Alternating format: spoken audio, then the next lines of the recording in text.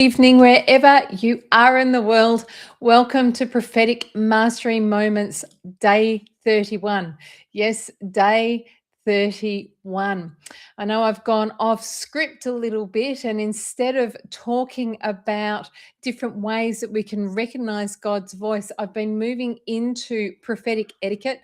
I think it's something that, with everything that's going on in the world right now, it's something that's very, very important that we continue to teach, we continue to cover, so that the body of Christ can grow into maturity and understanding about what it is that they can actually control when it comes to the prophetic, how they can safeguard themselves, and how people who claim to speak on behalf of God, people who claim to prophesy from the prophetic gift, how they can conduct themselves in a way that encapsulates integrity, honesty, kindness, which is the very essence of who God is.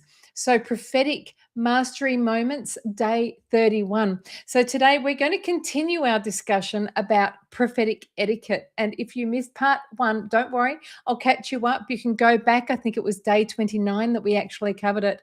What we are talking about today is something that I think that is absolutely essential, but often gets overlooked, and that is how we deliver our prophetic words. And today's focus is around clarity. Here's a phrase that I really want you to try to remember: clarity of word is kindness, and kindness is kingdom. I encourage you, I really, really encourage you to communicate with clarity when you prophesy. Paul put it this way in Ephesians 4:29: do not let any unwholesome talk come out of your mouths, but only what is helpful for building others up according to their needs, that it may benefit those who listen. Only what is helpful, only what builds up, only what benefits those who listen. That means we need to be clear about what it is that we believe God is trying to communicate to someone else. It's the Jeremiah 1:11 concept. Jeremiah, what do you see? Oh, I see the branch of an almond tree. Jeremiah, you see well, for this is what God would have to say about what it is that you are seeing. So today we're talking about one essential element of prophetic etiquette: clarity. Clarity. What is clarity? Clarity means the quality of being coherent and intelligible. It holds a quality of transparency or purity as well. Think about clarity of water. And I loved the idea of thinking about clarity in water elements, because we're talking about transparency, being honest, and purity, being pure in our motives when we are communicating a prophetic word, trying to communicate with the purity of love that God reaches out to all of mankind. So, in other words, hang on a minute. Where am I? So, in other words, it's clear and it's accessible to the recipient as much as you possibly can be. So we need to make sure that our words can be accessed by the person that we're prophesying over. This is something that I really learned when I was working as a lawyer. A lot of lawyers love to use big words, difficult concepts, and they place themselves up in the ivory tower of being a lawyer because it makes them feel good. And it's this whole hierarchy of communication. We see it in many other different disciplines. So what I want to say to you is that what I learned as a lawyer is that I learned to communicate legal concepts in such a way that anyone could understand. I can remember my father, he was a professor of philosophy. He specialized in symbolic logic. That was a philosophical study that was very difficult to be reached by someone who didn't have a mathematical understanding and things like that. And I can remember him saying to me when I was a 19-year-old, 20-year-old law student, and he said, Beth, you have a responsibility as someone who is privileged to have the education that you have been given at university to make what it is that you study accessible to anybody. And to be honest, really, if you can't make it accessible to people, then you really probably don't understand the concepts well. You can only teach well what you truly understand well. So when you translate that into Prophecy, clarity is kindness, but clarity is also something that means, yeah, I think it's godly. It's a kingdom principle in terms of God wants to be understood. He wants people to understand what they are saying to him. So it's clear, it's accessible to the recipient as much as you can possibly make it be so. Being clear means that you don't have to give a whole detailed explanation of what you saw in the spirit, no matter how mystical and exciting it was to you, and then just dump it on the person. Again, that can become a form of arrogance. So let me say it again. Don't dump your mystical experience on someone without an interpretation. Otherwise, keep it to yourself. So, what do you do instead? Here's the process. Number one, provide what you think might be the word or meaning after seeking God for what he wants to say through what you see. Remember, it's a concept of show and tell. Jeremiah, what do you see? I see the branch of an almond tree. Oh, Jeremiah, you see well, for this is what I would say. So God is showing Jeremiah something, and then he's telling Jeremiah what to prophesy through what it is that Jeremiah saw. So the prophetic word with that situation was not almond branch of an almond tree. That's not the prophetic word. That's a perception. The prophetic word was what God had to say about it. No, so you don't just tell them what you saw, you tell them what God is saying through it. Number two, if you remain unsure after seeking God, then ask them if it means anything to them. But notice, you've already done the work of asking God first. You're not just dumping it on them and making them figure it out. Something that's really important to understand. The mystical experience or the way you received the prophetic insight is only half the equation. If the word has not been given, if you don't understand what God is trying to say through the word, then you've only had an experience or a perception. You're not actually functioning within the prophetic gift. It's just you've had an encounter. It's merely perception, as I said. You saw something, you felt something, you sensed something. It's not prophecy. That's just a starting point.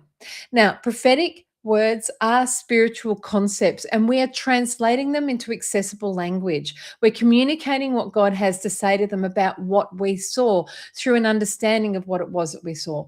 1 Corinthians 2, verses 12 through to 15 talks about this, how we interpret spiritual things. So don't be overly mystical or ambiguous.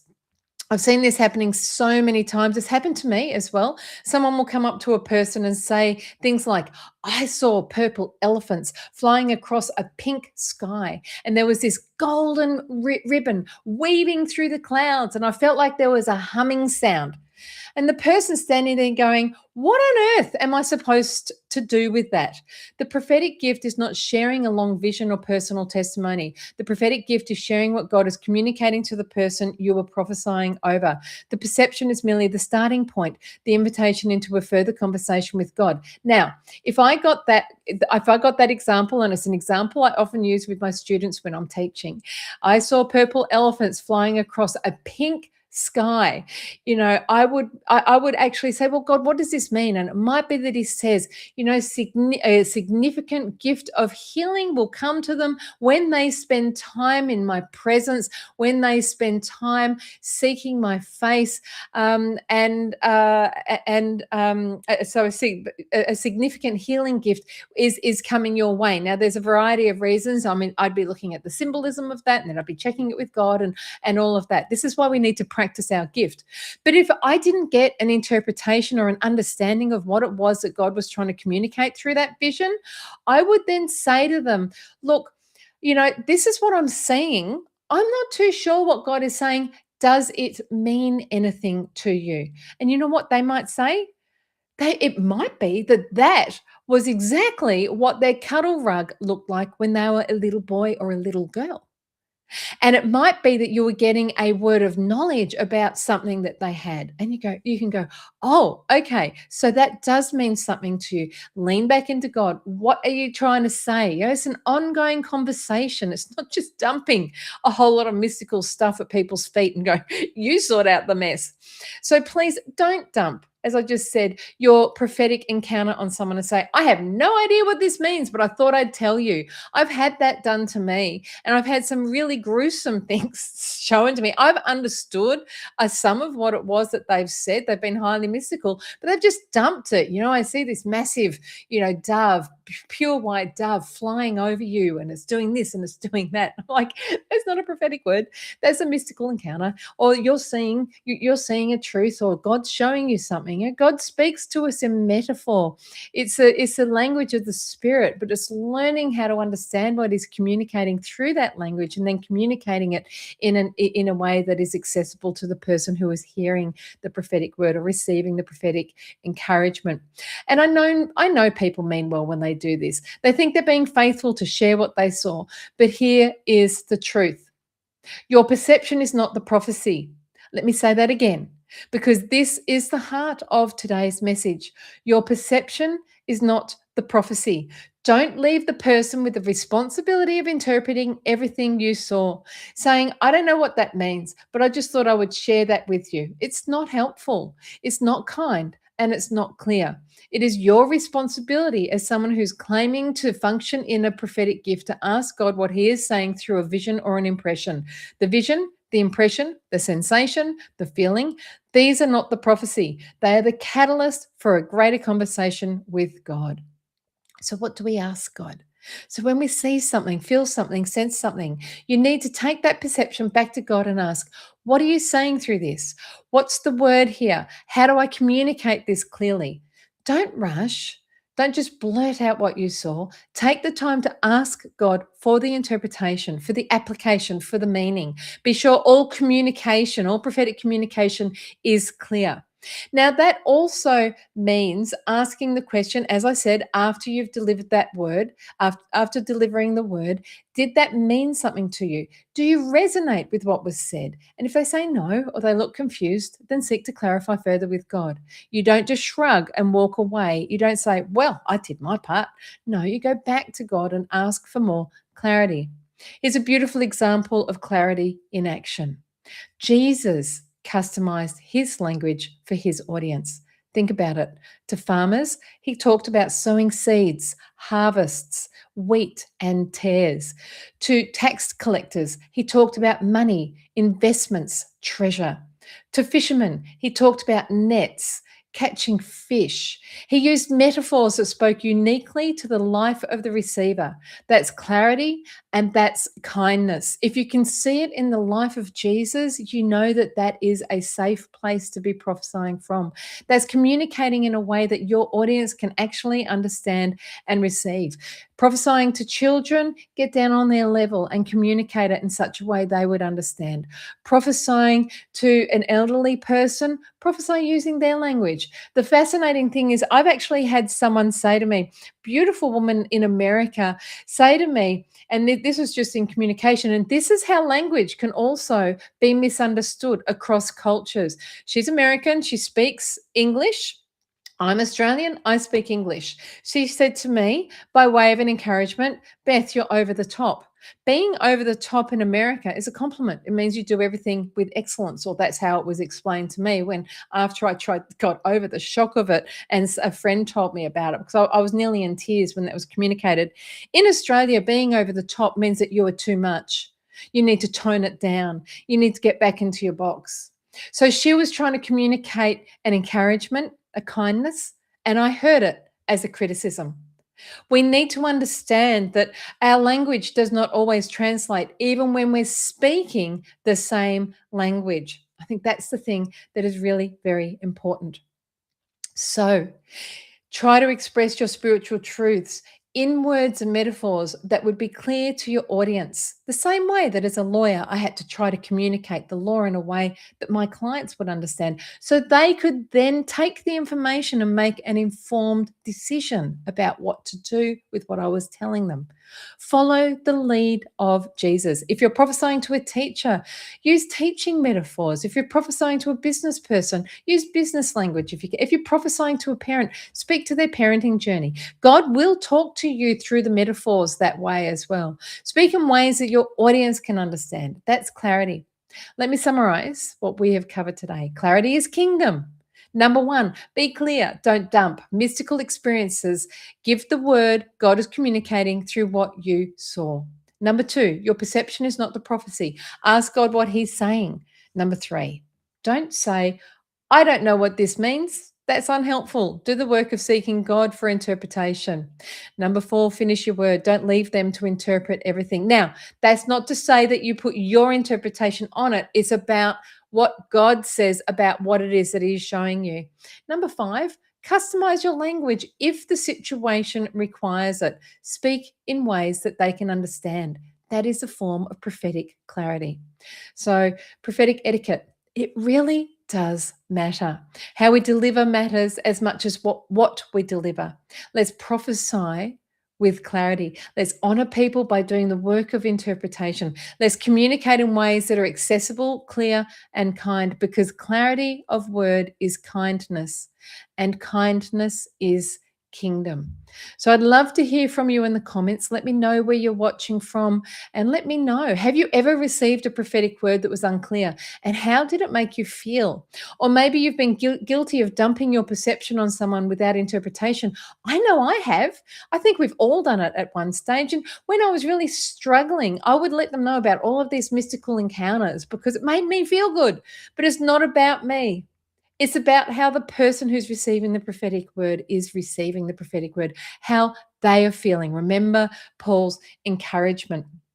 And what did you learn from all of that? I know what I've learned. I've learned a lot of what I just taught. So share in the comments. Let's learn together. But thank you for joining me again. Day 31, Prophetic Mastery Moments. Remember your prophecy, your perception. Remember your perception is not the prophecy. Ask God what He's saying. Deliver with clarity. Don't forget what Paul encourages us. Do not let any unwholesome talk come out of your mouths, but only what is helpful for building others up according to their needs, that it may benefit those who listen. Anyway, I'll see you a little bit later on in the week. Prophetic Mastery, I think we're leaving the door open for another 24 hours because it's been Super Bowl. Check out the links in my bio, and I'll pop it into the comments for you. Anyway, much love. We will catch you soon. I'll double check the chat, and I will wind it all up. I see things but can't explain what I saw. This is very helpful, Janice. That's why we need to train. We need to start to learn, the ways that God speaks to us is so important, so important. Hi, Irvin. It's great to see you as well. And Gaynor, thank you, my friend, waving to you across Australia. Don't know who else. There's quite a few people that are on. Please say hi. Please comment, share, like. It's all really save. It's all really important because it helps the algorithm get out there. And I can tell you, in this day and age right now, when it comes to the prophetic world, we need kindness, we need good quality prophetic etiquette, and we need integrity. So let's get out there and spread the word. Anyway, we will catch you soon. Much love, and bye for now.